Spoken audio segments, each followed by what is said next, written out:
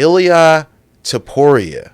Ilia Topuria is a problem. Everybody was big on Thug Nasty, Bryce Mitchell. Oh, did you see the cool camo trunks?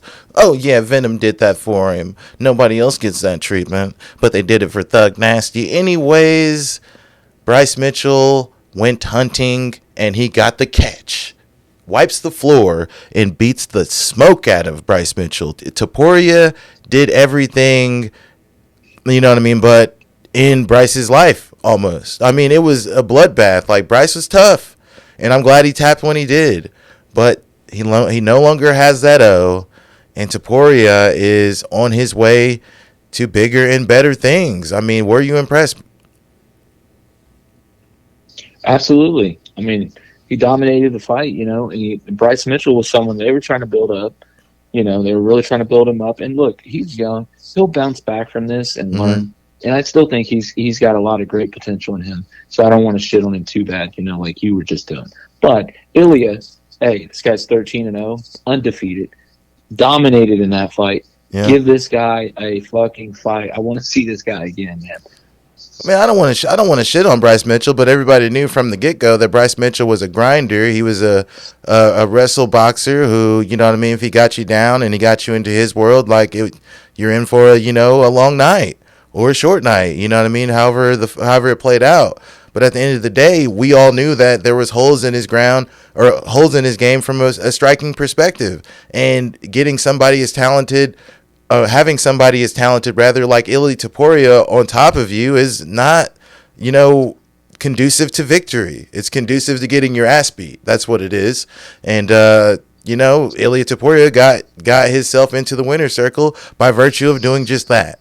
So at the end of the day, like the story, I'm not trying to shit on Bryce Mitchell. I'm just telling you guys how the fight went. And this is featherweight. You got Topuria, breaking into the top 10 now. 145. This is Volko world. This is Max Holloway world. This is plug, top featherweight in their world. So my question to you, B, is how do you see Ilia Topuria faring going forward, because it's going to be nothing but stiff competition from here on in?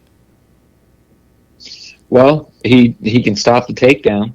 He ain't got to worry about that. And if he gets on top of you, it's a bad day at the office. So, I mean, look, man, the sky's the limit. Like I said, I want to see what he does against some top competition, though. I think he's ready.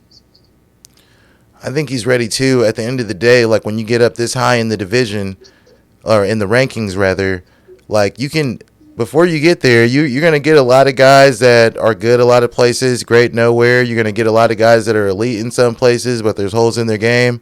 But when you get to the very, very top, these guys are complete fighters. There's very, very little holes in their game. We'll see how it plays out.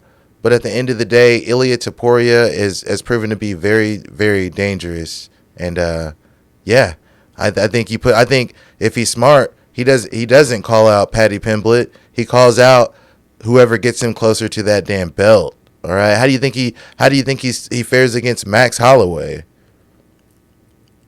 Could be an interesting fight. I mean, Max has been in some wars, man, and plays a lot of video games these days. He doesn't even train for fights, is what he says. He doesn't do any sparring, I guess. I don't know if that's still correct or if he's changed that, but at one time he didn't. So I don't know, man. Do you think the Blessed Express is parked at the station? I don't think so, but we're nearing the station, I would say. Well, there might be a new conductor if Ilia Topuria gets his hands on any of those top 5 guys. I'm not saying he's going to win, but damn it, I'll be watching.